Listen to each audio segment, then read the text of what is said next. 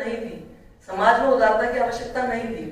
जिस कठोर अनुशासन को मैं यहाँ देख पा रही हूँ, जो मैं महसूस कर पा रही हूँ, जिस ऊर्जा की हम बात करते हैं या जिस अनुशासन की बात करते हैं, यहाँ पर बहुत अनुशासन है, बहुत गंभीरता है, वातावरण में गंभीरता आपको महसूस होगी। तो ये जो वातावरण की गंभीरता और अनुशासन है, ये हमने परिवार और हमारे समाजों से खो दिया। उदारीकरण की नीति हम लाए बाजार के लिए, लेकिन वो बाजार हमारे घर में घुस गया। ये बात हम क्या है, क्योंकि हमने बहुत सारी बातें देखी, हम अलग अलग बात करते हैं मूल्यबोध की, लेकिन आज के समाज में, आज के परिवार में कोई भी मितव्ययिता की बात नहीं कर रहा है। कोई नहीं कहता है कि नहीं आपको एक कपड़ा है, दो पतलून, एक बंडी, एक शर्ट, एक बनियान में जीवन जीने वाले लोग आज बहुत सारे कपड़े खरीदते हैं, बहुत सारी चीजें खरीदते हैं। और हम खुद अपनी, मैं दोषी मैं भी हूँ, मैं किसी और पर उंगली उठाने का सवाल नहीं उठता। यहाँ पर हम अपने आप से शुरुआत करते हैं, क्योंकि मैंने अभी देखा कि स्व, फिर परिवार, फिर समाज और फिर हम देश की बात करें तो देश में बदलाव लाने के लिए जिम्मेदार हम हैं, देश में खराबियां लाने के लिए जिम्मेदार हम हैं। अगर हमारे मीडिया में मूल्यबोध नहीं है तो जिम्मेदार हम हैं, क्योंकि हमारे समाज में हमने मूल्यबोध नहीं डाला है, हमने अपने बच्चों में मूल्यबोध नहीं डाला। तो यहाँ सारी चीजें हमारी थोड़ी सी दुविधापूर्ण हो जाती है कि उस उदारीकरण की जिसकी आवश्यकता परिवार और समाजों में नहीं थी, वो हमारे बीच में आ गई। तो कैसे हम सामाजिक सरोकार की बात करेंगे जब हमें रोजगार की बात करनी है? कैसे हम सामाजिक सरोकार की बात करेंगे जब हमें जीवन यापन की बात करनी है? कैसे हम सामाजिक सरोकार की बात करेंगे जब हमें किसी न किसी व्यक्ति को मार्ग दिखाने की बात करनी है? लेकिन यहाँ एक और बिंदु जोड़ा है, वो है विकास। तो हमने हमेशा जब भी विकास की नींव रखी है, चाहे वो मीडिया के साथ रखी है, चाहे वो समाज में रखी है, चाहे वो देश में रखी है, जब भी हम अद्यतन परिवर्तन की बात करते हैं, आज से कल में बदलाव की बात करते हैं, नई चुनौतियों की बात करते हैं, तो हम हमेशा सकारात्मक और दीर्घकालिक पक्ष देखते हैं कि हम जिस भी नीति को लाते हैं वो नीति हमारे लंबे समय तक काम करे और उससे हमारे समाज में परिवर्तन हो, देश में हो, सांस्कृतिक धरोहरों को बचाते हुए, परंपराओं को बचाते हुए, अपनी नीति और अपने नियम और अपने जो चीजें हैं सारी पुरानी धरोहरें उसको अक्षुण्ण रखते हुए हमें ये परिवर्तन करने होते हैं। तो जब हम मूल्यबोध और विकास की बात साथ में रखते हैं तो हमें सकारात्मकता और दीर्घकालिकता देखनी होती है। और यही बात करें फिर मीडिया की, मीडिया कर्मियों की, मीडिया विद्यार्थियों की, तो वहां पर उनकी स्थिति होती है कि उन्हें एक अलग प्रकार की चुनौती से जूझना होता है। अभी जो मीडिया में स्थितियां हैं, उस प्रकार की स्थितियों को अगर हम देखें तो वहां जो भी मीडिया कर्मी काम कर रहे हैं वह चुनौतीपूर्ण परिस्थितियों में काम कर रहे हैं। अगर हम पुराने मिशन की बात करें पत्रकारिता की, तो वो आज तक अगर हम देख पाते हैं तो मनचाहा मीडिया अब मिला है जाकर। अनचाही दुनिया की बात की थी मैंने, मनचाहा मीडिया अब मिला जब हम इंटरनेट के अलग अलग माध्यमों पे आए, जब हमने इंस्टाग्राम देखा, जब हमने फेसबुक देखा, सोशल मीडिया मनचाहा माध्यम बन गया। तो इस मनचाहे माध्यम पे अंकुश लगाया कर रहा हूँ। तो इस तरीके की बहुत सारी बातें हमारे बीच में शामिल हुई कि मनचाहा माध्यम तो मिल गया, क्योंकि हमको सूचना समाज में बने रहने के लिए, जिंदा रहने के लिए, अपने आप को रोज नया दिखाने के लिए बहुत सारी चीजें मिली, बहुत सारे संसाधन मिल गए, लेकिन उन संसाधनों के नियंत्रण और उसके ऊपर अंकुश की कोई व्यवस्था हमने नहीं की। अभी आपने देखा होगा हाल ही में कि ट्विटर के ऊपर जब बात की गई, ट्विटर के ऊपर सरकार ने एक्शन लिया और सरकार ने कहा कि हम इस प्रकार से ट्विटर को अलाउ नहीं करेंगे, तो लोगों ने बहुत सारी बातें की कि कैसे सोशल मीडिया बैन कर सकते हैं, ये तो मुक्त है, लोगों को आप कैसे आजादी और बात स्वतंत्रता और अभिव्यक्ति की बातचीत होने लगी। लोग कहने लगे कि नहीं, हमारी बात पे आप अंकुश नहीं लगा सकते। तो ये माध्यम में अंतर हो गया। अभी अगर हम इंस्टाग्राम देखते हैं तो वहां पर हमको अलग नजरिया नजर आता है, दृष्टिकोण नजर आता है। वही हम फेसबुक पे देखें तो हम अलग तरह का देखते हैं। ये सूचना समाज भी अलग अलग है। मैं आपको बताऊं, जिस प्रकार की सूचनाओं के समाज है अलग अलग, तो हम इंस्टाग्राम का हमारा सूचना समाज बिल्कुल भिन्न है, फेसबुक का सूचना समाज बिल्कुल भिन्न है, हम अगर और ट्विटर की बात करें तो बिल्कुल भिन्न है। इन सब में अलग अलग प्रकार की श्रेणियों की सूचनाएं जाती हैं। ट्विटर पे बहुत राजनीतिक आती है, फेसबुक पे हम सोशल, सामाजिक और अलग तरह के आर्थिक द्वंद्व देखते हैं, इंस्टाग्राम पे पूरा बाजार है और युवा है, दो ही हमको अभिव्यक्तियां देखने को मिलती हैं। तो ये सारी अलग अलग जो हमारी श्रेणियां हैं माध्यमों की, वो कहाँ मूल्यबोध की बात करेगी? जब हम मनचाहे मीडिया के साथ चल रहे हैं तो मूल्यबोध की बात कैसे होगी? मूल्यबोध की बात करने के लिए फिर हमारे पास दो ही माध्यम बचते हैं, प्रिंट और इलेक्ट्रॉनिक। टीवी के पास है उसका मीडिया कि वो मूल्यबोध की बात करे, अखबार जो है वो मूल्यबोध की बात करे। तो इन सब चीजों में मुझे फिर आखिरी में मुझे लगता है कि जिस प्रकार की बात हम मूल्यबोध की अपेक्षा हमारी है वो सिर्फ और सिर्फ प्रिंट मीडिया से बची रहती है, क्योंकि जो छपा रहेगा, जो प्रमाण रहेगा, वही इतिहास रहेगा। इलेक्ट्रॉनिक मीडिया पे आई सारी चीजें साफ हो जाएंगी और वो पता नहीं कब देखी जाएंगी, लेकिन जो दर्ज हो गया है, लिखा गया है, जिसमें दीदी ने कहा है, दीदी ने कि जो लिपिबद्ध है वही इतिहास है। तो ये किस इतिहास को हमको बचाना पड़ेगा। तो बहुत सारी बातें हैं, लेकिन मैं ज्यादा समय नहीं लूंगी, मुझे 10 मिनट का समय दिया हुआ है इसमें। एक बात और करके अपनी बात को विराम देती हूँ। कि सामाजिक सरोकार की जिन बातें हमने की हैं वहां पर हमें जिन सामाजिक मूल्यों की या जिस मूल्यबोध की प्रतिस्थापना करनी है उसकी जिम्मेदारी मीडिया की नहीं है, उसकी जिम्मेदारी समाज की है। क्योंकि मीडिया को हमने लोकतंत्र का प्रहरी कह दिया, मीडिया को हमने लोकतंत्र का चौथा स्तंभ कह दिया, लेकिन समाज का दर्पण है, समाज जिसका रिफ्लेक्शन है मीडिया, जो समाज में होगा वो मीडिया दिखाएगा। तो समाज की जिम्मेदारी हमें लेनी पड़ेगी, व्यक्तिगत रूप से लेनी पड़ेगी, तब कहीं जाकर हम मीडिया में इससे रिफ्लेक्शंस देख पाएंगे। जैसे अरविंद सर ने कहा अभी कि ओम प्रकाश भाई जी और इस तरीके के जो इंदौर शहर के कामों में गतिविधियों में रुचि लेते थे, तो वो रुचि लेते थे इसलिए उस चीज का रिफ्लेक्शन नजर आता है। बहुत सारे इंदौर में संस्थाएं हैं जो इस प्रकार के काम करती हैं, वो काम दिखाई देता है। तो ये सारे रिफ्लेक्शन हमको देखने को तब मिलते हैं जब हम सामाजिक सरोकार में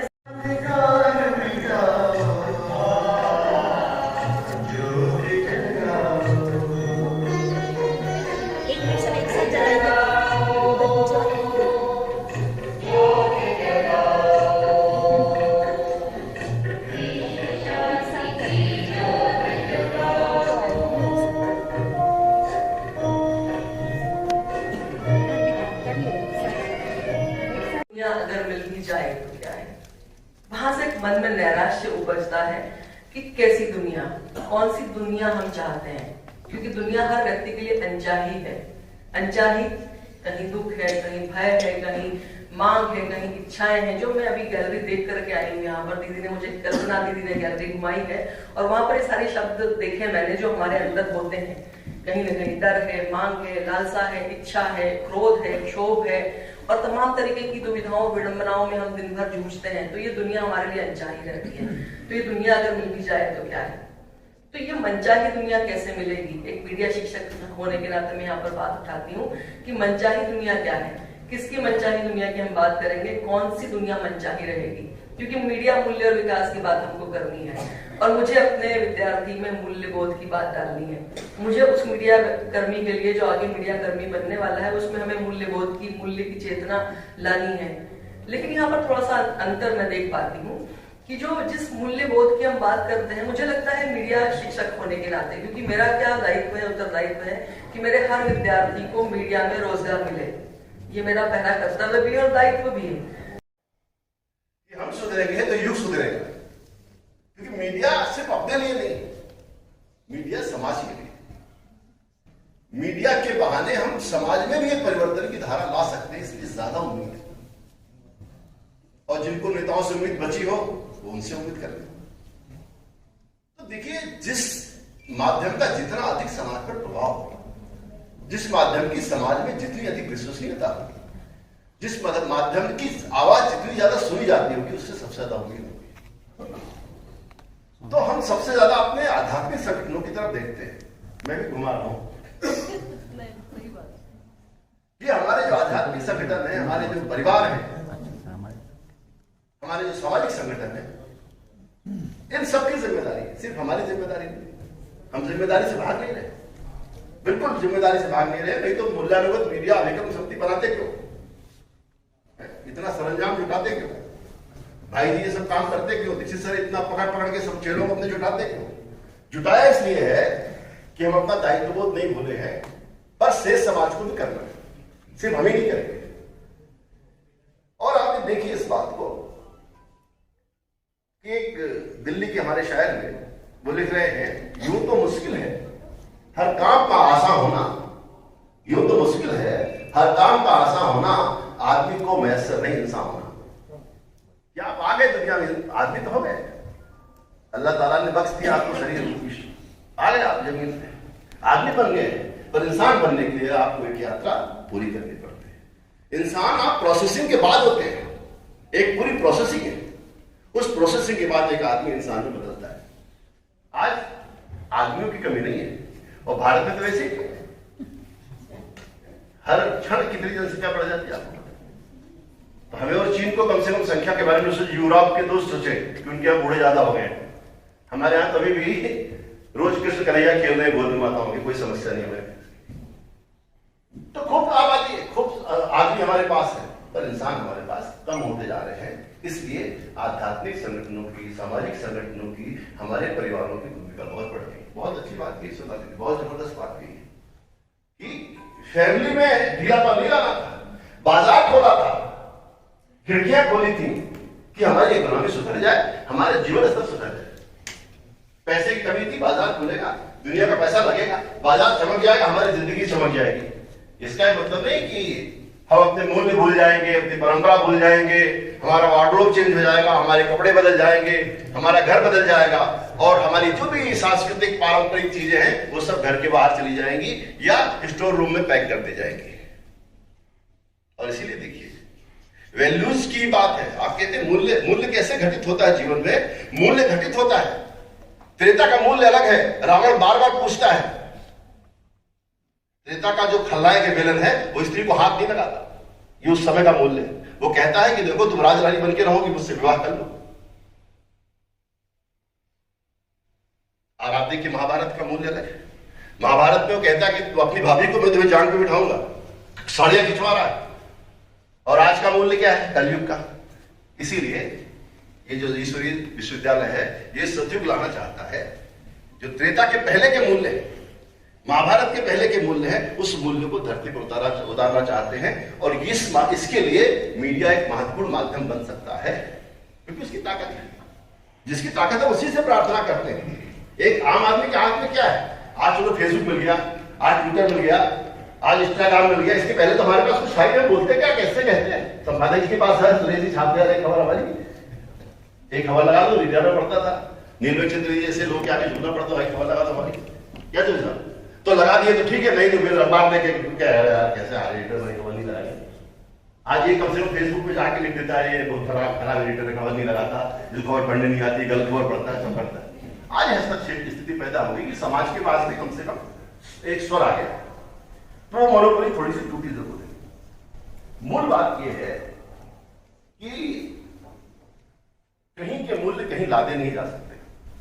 अमेरिका का जो मूल्य है, अमेरिका का जो समाज है, ब्रिटेन का जो समाज है, यूरोप का जो समाज है, उनको खराब समाज नहीं कहता, उनके वही मूल्य हैं। उस मूल्यों के साथ वो आगे बढ़ रहे हैं और आगे बढ़ते जाएंगे। पर वही मूल्य अगर भारत में आप आरोपित करने का प्रयास करेंगे तो यहां वो मूल्य नहीं चलेंगे, क्योंकि समाज अलग है। इस समाज में जो छोड़ता है उसका आदर होता है। हमारे सारे जितने आदर्श हैं, राजपुत्र हैं, वो अपने महलों को छोड़कर जंगलों में गए समाज से संपर्क करने के लिए, समाज से संवाद करने के लिए। भगवान श्री राम दरबार छोड़ देते हैं, जंगल में जाते हैं, सामान्य लोगों का संवाद उनसे बनाते हैं और सामान्य लोगों को साथ लेकर के सबसे बड़ी सत्ता को उस समय की चुनौती देते हैं और रावण पर विजय प्राप्त करते हैं। भगवान कृष्ण स्वयं भी राजकुनी भोगते, वो भी जाकर के गौतम बुद्ध को देखिए, महावीर को देखिए, सब राजपुत्र हैं, सब राजा के लड़के हैं, सबने छोड़ा है। और हमारे सबसे जो प्रिय देवता है सबके, भगवान शिव, वो स्वयं भी किसी राज में बैठते हुए भी। तो ये देखिए यहाँ पर देवता शब्द का इस्तेमाल किया जाता है हमारी संस्कृति में। जो देवता है वो देवता है। तो अगर आप समाज को कुछ दे रहे हैं तो आप देवता हैं। वो आप विचार दे सकते हैं, अच्छे विचार दे सकते हैं, अच्छे संस्कार दे सकते हैं, अच्छी बातें बता सकते हैं, कुछ उनके पर्यावरण के लिए कुछ कर सकते हैं, बच्चों के लिए कर सकते हैं, महिलाओं के लिए कर सकते हैं। तो इसलिए हमारी संस्कृति में देवता शब्द का बहुत आता है। देवता हमारे यहाँ सिर्फ पुष्प वर्षा नहीं करते कि भाई आपने अच्छा काम किया, फूल बरसाते हैं, वो खुद को जमीन को उतार के काम करते हैं। और इसीलिए समय समय पर हमारे यहाँ दिव्य विभूतियां आती रही है। यदा यदा धर्म से ग्लानिर्भवति अभ्युत्थानं धर्म से तदात्मानं सृजाम्यहम्, गीता कह रही कि हमारे यहाँ लोग आते रहे। जब जब समय में संकट पैदा हुआ है, इस धरती पर लोग आए हैं मनुष्य के रूप में, और उन्होंने इस धरती की सेवा की, जमाने का उद्धार किया, लोगों को उद्धार किया और लोगों को रास्ता दिखाया। आज कलयुग का समय, कलिकाल चल रहा है और तय है कि सतयुग आएगा। चक्र है इसका। दीदी कुछ गलत कह रहा हूं? सतयुग आने वाला है, कोई रोक नहीं सकता, कोई रोक नहीं सकता। कितनी भी आखिरी शक्तियां लग जाए, क्योंकि यह समय का चक्र है, ऐसे घूमेगा और आएगा। चक्के को आप रोक नहीं सकते, घूमेगा। तो सतयुग आना तय है। हम सब अगर साथ दे देंगे, हम सब साथ लग जाएंगे, थोड़ा जल्दी आ जाए। और हम सब नहीं चाहेंगे तो भी आएंगे, क्योंकि ईश्वरीय विधान है, रूप सत्ता नहीं है। तो हम सब इसमें सहयोगी बने, जल्दी एक सुंदर दुनिया बनाने के लिए काम करें। उसमें सिर्फ पत्रकार ही काम करेगा ऐसा नहीं, समझ में सभी लोग करेंगे, सबको जुटा है। ये लोग जो है ईश्वरीय विश्वविद्यालय के लोग हैं, ये सिर्फ पत्रकारों की क्लास लेते हैं, ये डॉक्टरों की लेते हैं, मास्टरों की लेते हैं, समाज के कितने क्लास लेते हैं। आप यहाँ क्लास ही चलती रहती है। ये तो बहुत छोटी क्लास है, सिर्फ हम लोग बैठे। अभी थोड़ी देर में हाल फिर से चेंज हो जाएगा। सुबह आपने देखा नहीं यहाँ क्या मजमा लगा था, तो सबको बताते हैं, समाज के सब वर्गों के साथ संवाद बना रहे हैं, बहुत अच्छी बात है। ऐसे सब प्रकार के जितने हमारे आध्यात्मिक संगठन हैं उन सबको अपनी सक्रियता बढ़ा देनी चाहिए, क्योंकि जब आप आगे चलेंगे तब लोग पीछे आएंगे। मीडिया भी आएगा, इंजीनियर भी आएंगे, डॉक्टर भी आएंगे, मास्टर भी आएंगे, कलेक्टर भी आएंगे, लीडर भी आएंगे, सभी आएंगे। परिवर्तन की गति हमको थोड़ी सी तेज करनी पड़ेगी। चक्र घूम रहा है और सतयुग लाना है महाकाल की नगरी में सब तरफ। तो अब करना क्या है उसके लिए? करना यह है कि अकेले जो है मीडिया से उम्मीद नहीं करनी है, सब लोगों को साथ मिलकर के काम करना है, क्योंकि मीडिया समाज का बड़ा छोटा हिस्सा है, समाज बहुत बड़ा है। हमारी शक्ति इसलिए हमको ताकतवर माना जाता है। नेता हमसे भी ताकतवर है, उनकी भी ताकत, अधिकारी हमसे भी ताकतवर है। तो ताकतवर जो लोग हैं उनको भी इस धारा में ला करके खड़ा करने का प्रयास करना है। और आप देखिए कि एक नया समय बनता हुआ दिख रहा है, इसमें कहीं कोई दो राय नहीं। आज 30 साल पहले जो हालात थे वो हालात नहीं। आज भारत गरीबी से, मुफलिसी से, अशिक्षा से, अंधकार से मुक्त हो रहा है। लोग पढ़ लिख रहे हैं, बेटियां साइकिलों से स्कूलों की तरफ जा रही हैं, लीडिंग पोजीशंस पे आ रही। भारत दुनिया के बड़े बड़े कॉर्पोरेट्स के जो है इस समय CEO भारत के लोग बन रहे हैं, और लड़कियां हमारी बहुत बड़ा काम कर रही हैं। और ये देखिए, तो जहां बैठे हैं ये तो जादुई संगठन है।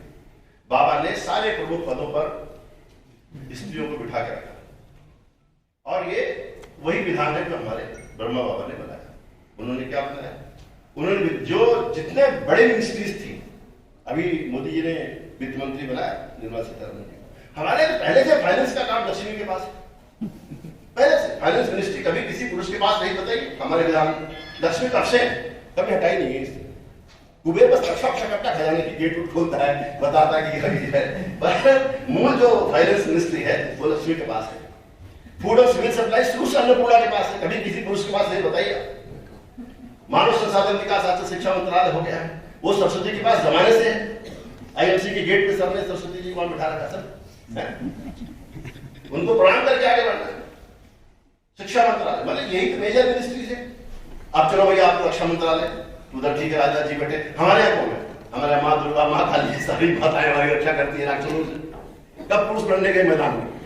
तो ये जो विधान है, इसको जो ब्रह्म कुमारी के संस्थापक थे बाबा, उन्होंने समझ लिया। जीवन को पलटने वाली कहानी उनकी बायोग्राफी छपी 2 खंडों में, सो पढ़िए, उसमें पूरी कहानी। मतलब वुमेन्स ड्रिवन दुनिया का सबसे बड़ा ऑर्गेनाइजेशन, महिलाएं नेतृत्वकारी भूमिका में, और ये समाज के बदलते हुए मतलब वैल्यूज की तरफ हम जा रहे। फिर से देवियों का सम्मान प्रारंभ हो गया। इतना बड़ा संगठन देवियों ने खड़ा किया है, तो निश्चित रूप से अब एक तरह से भारत की जो आध्यात्मिक शक्ति है, भारत की जो पारंपरिक शक्ति है, भारत का जो मूल्यबोध है, वो जागृत हो रहा है। इसको रोका ही नहीं जा सकता, और इसलिए भारत फिर से अपना पुनर्प्रस्कार कर रहा है। एक आकांक्षावान भारत उदित हो रहा है, जिसमें लोग निराश नहीं है, लोग आनंद सुख वैभव से रहना चाहते हैं। यही तो सत्युग है। और क्या सत्युग है? जिसमें सुख है, आनंद है, वैभव है। कहीं भारत तो दरिद्रता का विधान सोचते ही नहीं है। भारत का देवता भी कितना मगर है, देखिए, सारे अस्त्र शस्त्र इतने उसके ड्रेस, उसका आप वो नहीं करा सकते, भोग नहीं लगा सकते।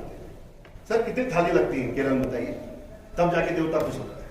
56 भोग लगाना पड़ता है देवता को। आपके जो दरिद्रता का समाज है, त्याग का समाज है, जिस समाज का देवता 56 भोग लेता हो, तो उसका आदमी तो कम से कम 158 भोग लेगा ही। 56 भोग लगते देवता, सब पुष्पम समर्पयाम, दुग्धम समर्पयाम। मतलब वो बेचारे ठंड में शिव जी कांप रहे हैं कि बाबा दूध से नहा रहे, ठंड में फिर पानी भी डाल रहे हैं, फिर नारियल भी सिर पे रख दे रहे हैं, फिर धतूरा भी रख दे रहे हैं। बाबा हर प्रकार से सब स्वस्थ रहे, ठीक रहे, ये बहुत आवश्यक है। आप सभी भी सेवा में हैं और किसी न किसी प्रकार की मीडिया में आप सब अपनी सेवाएं दे रहे हैं। तो अगर हम सारा दिन सवेरे से रात तक मुझे क्या करना है, मीडिया में कौन सी कवरेज करनी है, मुझे तो नेचुरली आपका काम है, तो सारा दिन बुद्धि उसमें चलती है। तो उसका हर तरह से आजकल खासकर जो समाचार हैं, तो उसमें बहुत तरह की चुनौतियां हैं, बहुत तरह के चैलेंजेस हैं, हिंसा की बातें हैं, बहुत तरह का धोखा है, दुख की कहानियां हैं। तो वो हमेशा अगर बुद्धि उसमें चलती है तो उसका टेंशन कहें, और आप में से कई यूज्ड हो गए होंगे ये सब न्यूज़ सुननी है और हमको पब्लिश करनी है, प्रिंट करनी है, या रेडियो टेलीविजन किसी भी प्रकार से आप प्रसारित करते हैं वो सब समाचार, तो उसका मन पर असर होता है और शरीर पर भी होता है। तो मैं ये समझती हूँ कि हर एक जो भी निमित्त है सेवा के लिए, उसको पहले स्वयं को ठीक करना चाहिए। तो उसके लिए हम कुछ बातें रेकमेंड करते हैं जो मैं भी अपने जीवन में प्रयोग में लाती हूँ, और बहुत हमारी तरह सेवाधारी जो भी किसी भी तरह की सेवा पर उपस्थित है, मैं तो इसको सेवा ही कहती हूँ, करियर नहीं कहती कि कोई जर्नलिस्ट है या कोई इंजीनियर है, कोई डॉक्टर है, हर एक की अपनी तरह से सेवा ही है ना। ये सेवा कहने से अच्छा लगता है, और अगर हम करियर कहते हैं तो थोड़ा डिफरेंट माइंड हो जाता है। तो उस सेवा के निमित्त जो है हर एक को दो तरह से होता है। एक तो जो आपको लिखना है, बोलना है, जैसे भी आपको मीडिया में अपना जो भी आपको करना है, उसमें ऐसे तो देखो फैक्चुअल होता है, न्यूज़ का मतलब न्यूज़, लेकिन उसमें भी अगर आपकी अपनी सूक्ष्म वृत्ति और भावना ऐसी हो कि हर एक जो भी है आज क्या चाहता है जीवन में कहीं से आशा मिले, क्योंकि बहुत निराशा है, बहुत डिप्रेशन है युवा में, बड़ों में, हर एक अपनी प्रकार से, और विशेष करके वर्तमान समय जो करीब 2 साल से ये जो कोविड का वायरस के कारण लोग घर से नहीं निकल पाए, फिर अगर निकलते हैं त्योहार आते हैं तो फिर से एक वायरस की एक लहर फैल जाती है।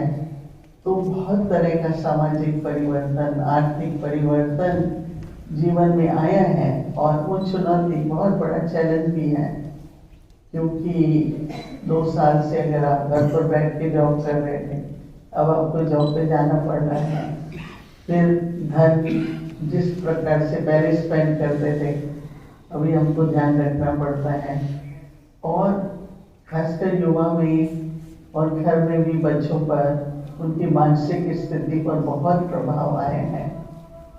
तो अगर आप सभी अपने परिवार में हैं तो आपको सिर्फ सेवा तो नहीं है, सिर्फ ड्यूटी तो नहीं है, आप सिर्फ जर्नलिस्ट तो नहीं है, लेकिन आपकी अपनी फैमिली भी है। तो उसमें आप अगर अपने प्रति कुछ अभ्यास करते हैं और अपनी मन को ठीक रखते हैं, अपनी चेहरे पर मुस्कुराहट बनाए रखते हैं, जीवन के अंदर आप हमेशा आशावादी रहते हैं, तो परिवार में बच्चों को भी उसका बहुत उसकी मदद सपोर्ट मिलती है। तो इसलिए सवेरे उठते ही हमें अपनी जीवन में परमात्मा जिनसे ही हमें सर्वशक्ति और हर प्रकार से जो समझ है वो सब मिलती है, ज्ञान मिलता है। तो सवेरे उठते हैं तो पहले मेडिटेशन करें, परमात्मा का ध्यान करें, परमात्मा में अपने मन को लगाएं। हो सकता है आप में से कुछ करते भी हों, क्योंकि मेडिटेशन से सबको पता है कि मन जो है वो सुचारू रूप से चलता है, शांत हो सकता है। तो वो मेडिटेशन जिसको हम तो यहाँ पर राजयोग अभ्यास कहते हैं, वो अभ्यास सीख करके अगर हम करें और दिन में जैसे कई बार, जितनी बार हो सके, पर कम से कम 1 घंटे में 3 मिनट 5 मिनट अपने मन को एकाग्र करें, सब जितना भी जो कार्य है उसे हटा करके और मन को शांत करें और परमात्मा को याद करें, फिर उसके बाद अपना कार्य करें। तो आप खुद देखेंगे कि आपकी हर तरह की जो जिसको कहते हैं आपका बोलना, आपका लिखना, आपकी जो वाइब्रेशंस है, सबसे बड़ी बात देखो वाइब्रेशन दिखती नहीं है, लेकिन दुख की, शांति की, प्रेम की, जो भी अंदर हमारे पास जो फीलिंग्स होती हैं, हमारे हर काम में वाइब्रेशंस तो आती हैं। तो उससे आप जनता की सेवा अच्छी तरह से कर पाते हैं। क्योंकि आप कुछ भी समाचार दे रहे हैं, लेकिन आपके अंदर की जो वाइब्रेशंस हैं वो उनको बहुत तरह की प्राप्ति कराएंगी। तो दिन भर में ये करिए, रात को भी हो गया 6 बजे 7 बजे तक अपना काम पूरा करके परिवार में हम लोग सभी बैठ करके ध्यान करें, ज्ञान की चर्चा करें और कोई अच्छी अच्छी बातें करें, ना कि क्या हो रहा है दुनिया में, ये हो रहा है। हाँ, वो समाचार की लेन देन नहीं शुरू कर दें, क्योंकि आपको तो बहुत कुछ मालूम पड़ता है, मीडिया वालों को तो सब पता होता है। तो अगर आप वही बातें घर में जाके करेंगे तो वातावरण कैसा बनेगा। तो आपने जॉब को छोड़ा, घर आए तो परिवार में कुछ मूल्यों की, कुछ परमात्मा की, ईश्वरीय ज्ञान की, इस तरह की अगर चर्चा करेंगे तो घर का वातावरण भी बहुत अच्छा रहेगा। तो सेवा करते करते 100 को बोल नहीं सकते। कोई भी करियर करते समय वही तो लाइफ नहीं है ना, वो तो आजीविका है, लाइवलीहुड के लिए हम करते हैं ना। तो जीवन में जीवन निर्वाह धन कमाते हैं, परंतु वैसे ही तो जीवन नहीं हो रहे हैं। मैं सबको कहती हूँ, काम पे जाते हैं तो घर की चिंता, घर में आते हैं तो काम की चिंता, तो वो तो जीवन नहीं है ना। काम पूरा हुआ, जो आपका जैसा जितनी ड्यूटी थी आपने की, अब परिवार के लिए आपका समय है। जैसे कोई डॉक्टर होते हैं तो घर में भी अगर पेशेंट्स की बात करेंगे, ठीक है, पेशेंट्स को देखा आपने, किया, आपकी जॉब पूरी हुई, अब क्या करना है। तो इस तरह से अगर एक अच्छा संतुलन बना लें तो आप खुद देखेंगे कि आप में जो परिवर्तन आएगा और आप जो फिर जनता की सेवा करेंगे तो उनको जो उससे प्राप्ति होगी, उससे आपको बहुत बहुत सबकी आशीर्वाद मिलेगी, जीवन निर्वाह का आप कार्य भी कर सकेंगे। तो मैं तो यही राय दूंगी कि आप सभी राजयोग का, मेडिटेशन का सीखें, अभ्यास करें और जैसे अपने मन को शक्तिशाली शांत कर सकें, एकाग्रता बढ़ेगी और आपके कलम की कमान, आपके बोलने की जो कमान है, वो भी सभी के मन को कोई ना कोई अच्छे गुण की प्राप्ति करा सकेगी। ऐसी मेरी आप सभी के प्रति शुभकामना है। और मैं तो ये कहूँगी कि मेरा अनुभव ये कहता है, और यहाँ पर भी जहाँ भी हम रहते हैं, हर प्रकार से आजकल सभी जो है वो ये अभ्यास मेडिटेशन का करते हैं, जिससे जीवन जो है वो बहुत सुखी रहती है और बहुत मन शांत रहता है और बुद्धि की एकाग्रता भी बढ़ती है। इन शुभकामनाओं के साथ मैं सभी को कहूँगी कि सभी 1 मिनट हम मेडिटेशन करें। ओम शांति।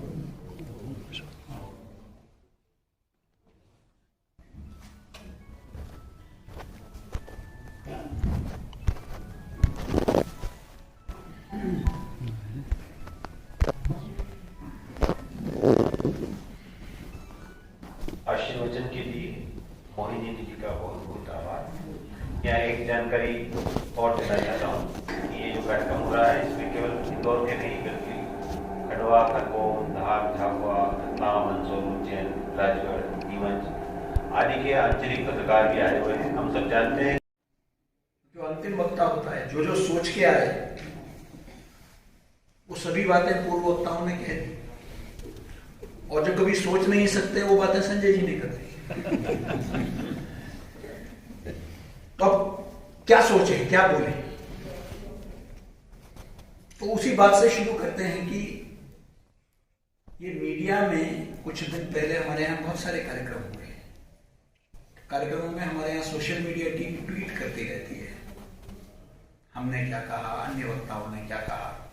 तो किसी पत्रकार ने एक कमेंट दिया, ये मीडिया ही सब कुछ करेगी क्या? वही सवाल जो सोनाली जी ने यहाँ उठाया। अब ये हम मीडिया कर्मी बनते क्यों हैं? वहीं से फिर मैं दिमाग दौड़ाना शुरू किया।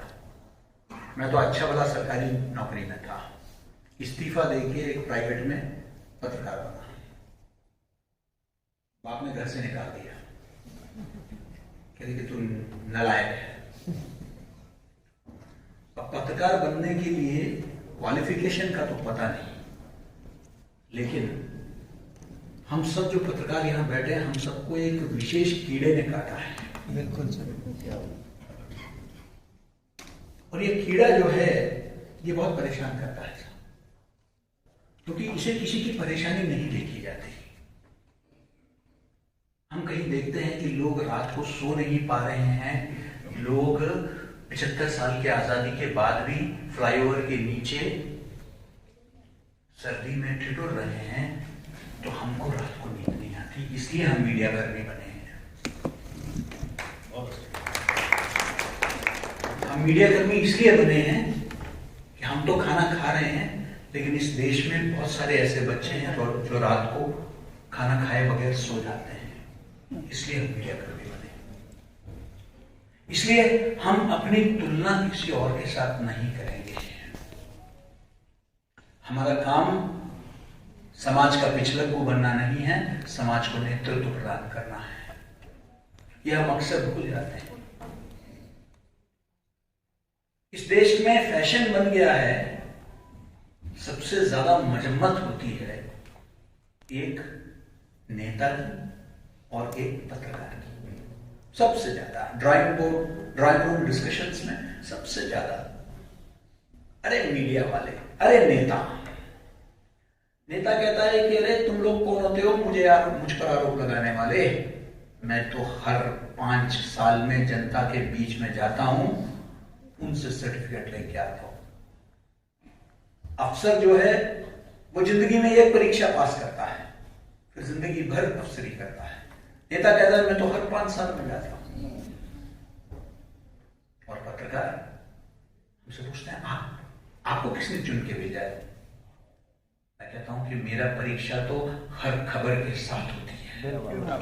मैं एक खबर लिखता हूं, उसकी परीक्षा होती है। और जिस दिन 365 दिन मैं खबर लिखता हूं, अगर 364 दिन लिखने के बाद 65वें दिन एक खबर मेरी छूट गई या गलती हो गई, तो मेरी पहचान उन 364 दिन का एक्सक्लूसिव और स्कूप नहीं होगा, उस 365वें दिन की गलती होगी जो जिंदगी भर मुझे याद दिलाया जाएगा।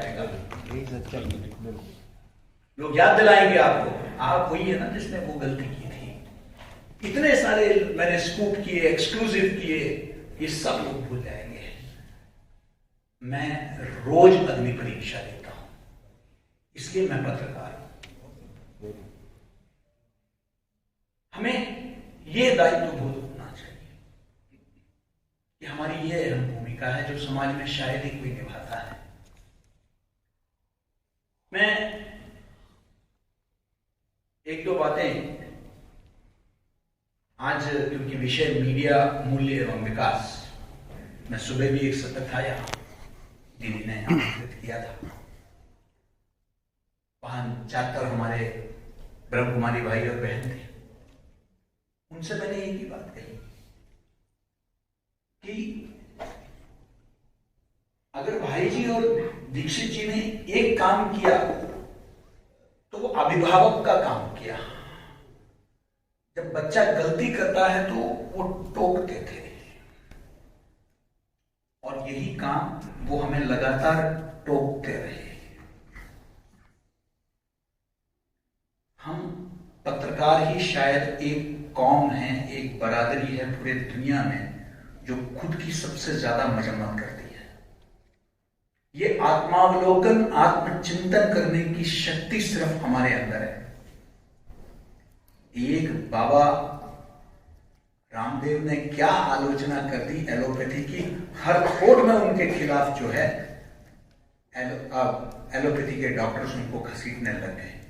इस हिसाब से तो रोज हमको न जाने कितने लोगों को घसीटना पड़ेगा, जिस तरीके से मीडिया को गाली पड़ती है, लेकिन हम उसे सहज भाव से ले लेते हैं। और किसी पेशे को आप गाली नहीं दे सकते हैं, आप उसकी आलोचना नहीं कर सकते हैं। एक फिल्म में, एक वेब सीरियल में, वेब सीरीज में, किसी भी पेशे को आप थोड़ा सा गलत दिखा दीजिए, थोड़ा सा उसका दूसरा पक्ष दिखा दीजिए, तोड़फोड़ होने शुरू हो जाता है। लेकिन ऐसा कोई फिल्म नहीं है जहां हमें बदनाम नहीं किया जाता। ऐसा कुछ नहीं है, सीरियल नहीं है जहां हमें जो है एक नकारात्मक दृष्टिकोण से नहीं देखा जाता। हम क्या चीज है, देवऋषि नारद को नहीं छोड़ा, उनको चुगलखोर कहा। ये चलता आ रहा है, लेकिन हमारा उस समय से लेकर, उस आदि संचारक से लेकर लगातार एक ही ध्येय वाक्य रहा है, वो है लोक कल्याण। अब वो अपने मूकनायक के माध्यम से, लोकमान्य हो केसरी के माध्यम से लगातार कुछ मूल्यों का प्रवाह करते थे समाज में। तो फिर आज क्या सारे मूल्यों का क्षरण हो गया? मैं कम से कम मानने के लिए तैयार नहीं हूं, क्योंकि आज भी जो प्रिंटेड वर्ड है, इस इंफोडेमिक के जमाने में जब ये डिजिटल में हर तरह का झूठ अफवाह फैलाया जा रहा है, तो आज भी जनता का विश्वास अगर बना हुआ है तो पत्रकारिता में है। और इसका कारण यह है कि हम लोग लगातार प्रयास करते रहे। कई तरह की वजह है यहां, इसमें कहीं कोई दो राय नहीं। एक समय में हम सब नियमित कर्मचारी हुआ करते थे। मैं तो गवाह हूं उस फेज का, उदारीकरण, निजीकरण, वैश्वीकरण, एलपीजी, लिबरलाइजेशन, प्राइवेटाइजेशन, ग्लोबलाइजेशन का, जहां हम लोग एक नियमित कर्मचारी से ठेके के कर्मचारी बने। उस कॉन्ट्रैक्ट ने हमारे सर के ऊपर एक तलवार लगा दी, उसने भी मजबूर किया हमारे कदम को। हमारे जैसे लोग जो उसके लिए तैयार नहीं थे, जो ट्रेड यूनियन में सक्रिय थे, हमने कह दिया छोड़ो पत्रकारिता, मीडिया शिक्षण में आ गए हैं, क्योंकि हम वहां समझौता करने के लिए तैयार नहीं थे। ठेके की प्रथा आ गई, बिजनेस कमर्शियल हो गया सारा कुछ। लेकिन इसके बावजूद अपने बात को रखने का प्रयास किया है कठिन परिस्थितियों में।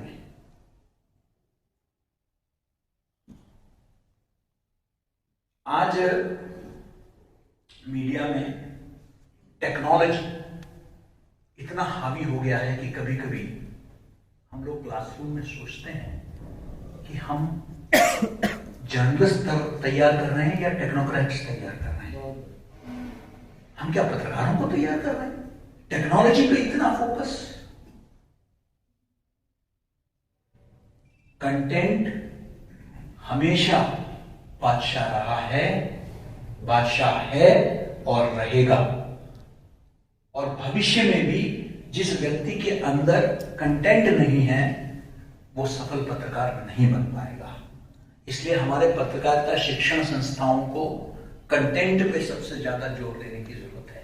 वरना क्या वजह है कि कोविड के समय में, ओटीटी के समय में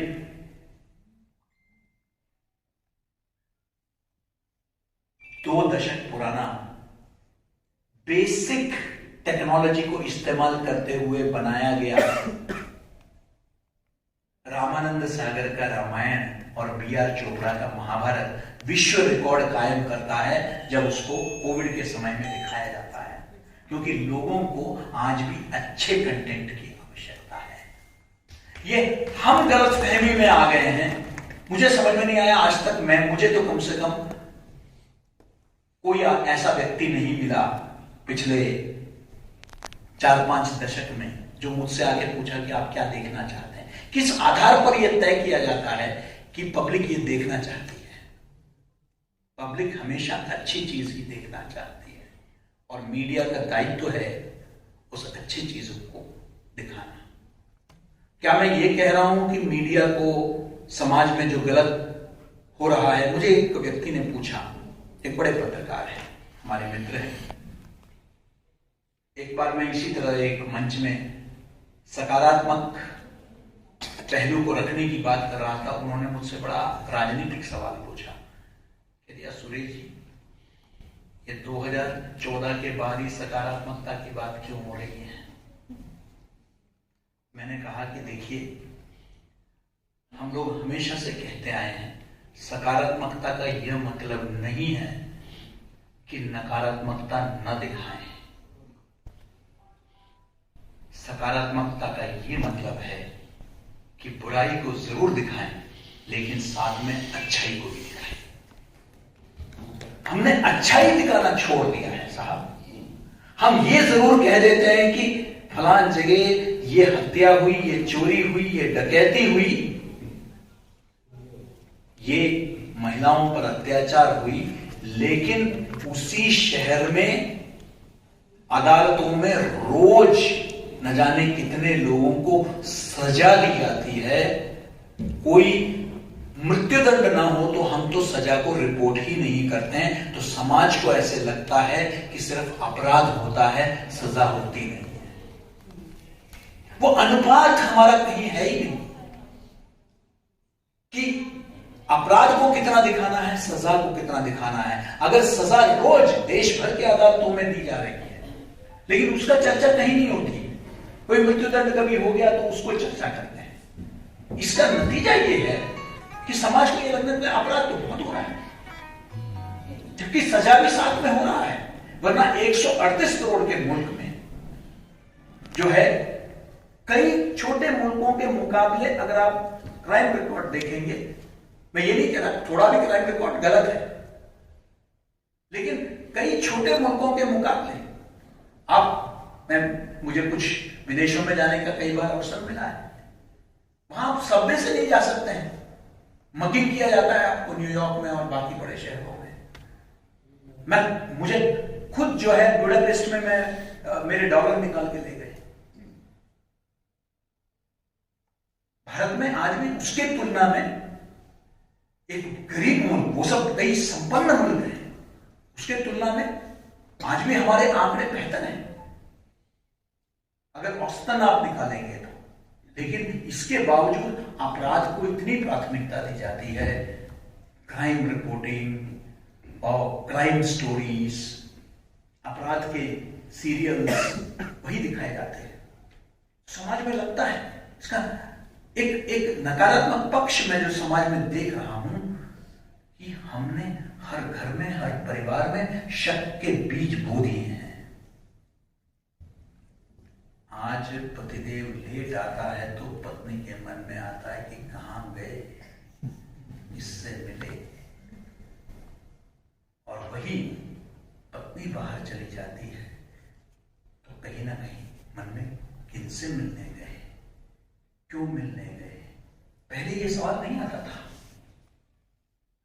एक विश्वास था समाज के अंदर, पिता को पुत्र के प्रति, पुत्र को पिता के, उसको समझने की आवश्यकता है। 5 साल के बच्चे को नहीं समझ में आता है कि एक फोटोग्राफ को मॉर्फ किया जा सकता है। उसको टेक्नोलॉजी नहीं मालूम, उसको यह नहीं मालूम कि एक ऑडियो को डिस्टॉर्ट किया जा सकता है, एक वीडियो को मैनिपुलेट किया जा सकता है। स्मार्टफोन में तो सब है।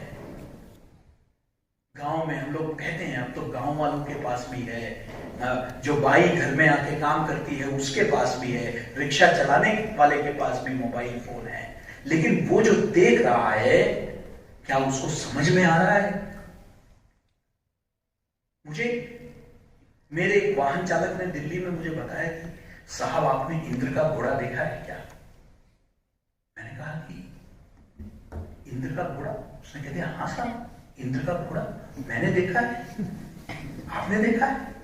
मैंने कह दिया नहीं, मैंने नहीं देखा, मैंने तो यही सुना है वो ऐरावत में जाते हैं, महंगाई की वजह से घोड़े पे आ गए हो। लिखा है इंद्र का घोड़ा। उन्होंने खोला अपना स्मार्टफोन और सच में बादल में जो बिजली कड़क रही है उसको एनिमेशन के माध्यम से एक घोड़े का रूप दिया गया और वो घोड़ा बादलों के बीच में से दौड़ रहा है। उसकी इतनी समझ नहीं है कि वो इस बात को समझे कि वो पूरा वीडियो को मैनिपुलेट किया गया है। और कई बार इसके चलते दंगे होते हैं, लोग मारे जाते हैं, महिलाओं का प्रताड़ित किया जाता है। डायन घोषित किया जाता है, उनके जमीन जायदाद पर कब्जा करने का प्रयास किया जाता है। ये सब इसी सोशल मीडिया के माध्यम से होता है। तो मीडिया साक्षरता की बहुत आवश्यकता है। वो मीडिया को देखना, पढ़ना और सुनना काफी नहीं है, मीडिया को समझना भी जरूरी है।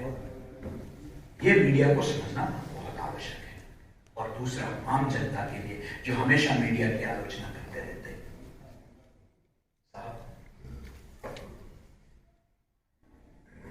एक अखबार छपने में 30 से 40 रुपए का खर्चा होता है। 30 से 40 रुपए का खर्चा होता है और 40 रुपए में आप 4 रुपए देते हैं और फिर आप उम्मीद करते हैं कि 40 रुपए की अखबार मेरी बात करे। आप ये भूल जाते हैं कि 36 रुपए विज्ञापनदाता देता है और कोई भी समझदार व्यवसायी जो 36 रुपए देता है उसकी बात करेगा, 4 रुपए देने वाले की बात नहीं करेगा। 400 रुपए का पॉपकॉर्न मैं मल्टीप्लेक्स में खरीद सकता हूं, लेकिन मुझे निर्भीक स्वतंत्र पत्रकारिता चाहिए 4 रुपए में। ये नहीं हो पाएगा साहब। मुझे केबल टीवी चाहिए, फ्री टू एयर टीवी, लेकिन मैं नेटफ्लिक्स के लिए 200 रुपए अपने मोबाइल के लिए दे सकता हूं। ये नहीं चलेगा साहब। अगर निर्भीक, स्वतंत्र, निष्पक्ष पत्रकारिता अगर आप चाहते हैं तो उसकी कीमत अदा करनी पड़ेगी। वो मुफ्त में नहीं मिलेगा। मीडिया को स्वतंत्र करने के लिए यह बहुत आवश्यक है, स्वतंत्र पत्रकारिता के लिए वो आवश्यक है। फिर आप कॉर्पोरेट को गाली देते रहेंगे तो नहीं चलेगा। 80% आय एक मीडिया घराने का कमर्शियल होता है, मात्र 20% सब्सक्रिप्शन मॉडल से होता है। विदेशों में, पश्चिमी मुल्कों में सब्सक्रिप्शन मॉडल के आधार पर स्टैंड में लोग 40-40, 50-50 रुपए देकर अखबार खरीदते हैं। तब जाके वहां के कई अखबार मिसाल बन जाते हैं। इसलिए उसको भी देखने की जरूरत है। पत्रकारिता में जब हम मूल्यों की और नैतिकता की बात करते हैं तो पत्रकारिता में भाषा और लहजा, इसको भी समझने की आवश्यकता है। आप आक्रामकता की भाषा, उन्माद की भाषा मीडिया की भाषा नहीं हो सकती। मीडिया की भाषा संयम की भाषा होनी चाहिए, संतुलन की भाषा होनी चाहिए, सौहार्द की भाषा होनी चाहिए। मीडिया की भाषा उद्वेलित करने वाली नहीं, भड़काने वाली नहीं। उस संतुलन और उस संयम की आवश्यकता है मीडिया में, और लगातार हमको इस दिशा में प्रयास भी करने होंगे। मैं ये नहीं कह रहा कि बुरी चीजों को मत दिखाइए। जब मैं दूरदर्शन का संपादक था, मेरे सहयोगी, पूर्व सहयोगी अजीत जी यहां बैठे हुए हैं, हम लोगों ने कार्यक्रम शुरू किया था गुड न्यूज इंडिया। आज भी वो बहुत सफल कार्यक्रम है। हम लोग सरकारी योजनाओं को नहीं दिखाते हैं, बल्कि एक नागरिक अपने स्तर पर किस तरीके से सकारात्मक योगदान समाज में देता है उसको दिखाते हैं। और उस कार्यक्रम के 200 एपिसोड, 300 एपिसोड में से 1 दर्जन से ऊपर लोगों को पद्मश्री से पुरस्कृत किया गया है। क्या बात। वो कार्यक्रम हमने शुरू किया और बाद में आज देखिए जो स्वीकार लेता है। पहले लोग कहते थे कि good news is no news. अगर ऐसा होता तो क्या इंडिया टुडे जैसा एक व्यवसायी ग्रुप पूरा का पूरा एक चैनल गुड न्यूज टुडे उसने शुरू कर दिया। यानी कि सकारात्मक समाचार लोग देखना चाहते हैं, माहौल बदल रहा है। और उसमें हम कहीं नहीं कह रहे हैं कि नकारात्मक खबरों को मत दिखाइए। मैं अंत में गांधी जी के उन 3 बंदरों का जिक्र करूंगा। बुरा मत देखो, बुरा मत बोलो, बुरा मत सुनो। लेकिन हम मीडिया में जिस दिन ये करने लग गए तो दुकान हमारी बंद। हमको बुरा देखना भी पड़ता है, बुरा सुनना भी पड़ता है और कभी कभी बुरा बोलना भी पड़ता है। उसमें एक छोटा सा संशोधन, बुरा देखिए, बुरा बोलिए, बुरा सुनिए, उसमें एक छोटा सा संशोधन की आवश्यकता है। वो है कि अच्छा भी सुनो, अच्छा भी देखो और अच्छा भी बोलो। इसके साथ साथ ये भी आवश्यक है।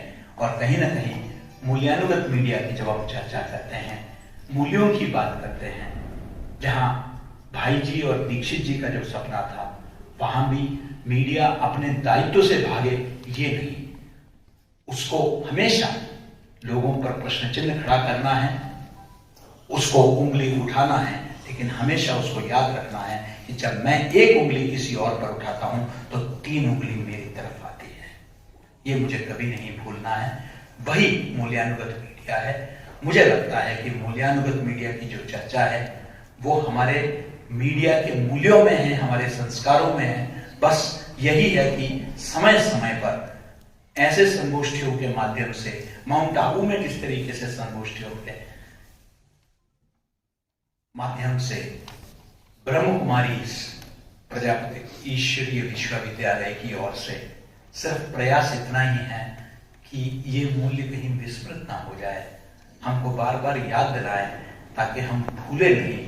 बस ये प्रयास है और इस प्रयासों के लिए के वजह से आज भी ये मूल्य जिंदा है और आगे भी रहेंगे।